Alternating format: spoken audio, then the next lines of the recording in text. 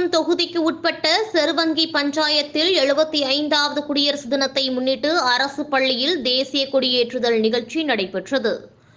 வேலூர் மாவட்டம் கேவிக்குப்பம் தொகுதிக்கு உட்பட்ட செருவங்கி பஞ்சாயத்தில் 75வது குடியரசு தினம் முன்னிட்டு கார்த்திகேயபுரம் கிராமத்தில் சிறப்பு கிராம சபை கூட்டம் நடைபெற்றது.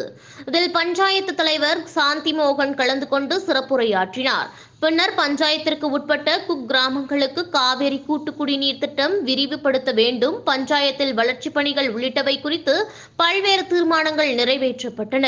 முன்னதாக குடியாத்தம் செருவங்கி பஞ்சாயத்தில் உள்ள அரசு பள்ளியில் குடியரசு தினத்தை முன்னிட்டு பஞ்சாயத்து தலைவர் சாந்தி மோகன் கலந்து கொண்டு காந்தி படத்திற்கு மாலை அணிவித்து மரியாதை செலுத்தினார்.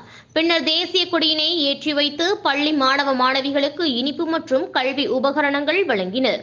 இதில் முன்னாள் பஞ்சாயத்து தலைவர் மோகன் உள்ளிட்ட பலர் கலந்து கொண்டனர்.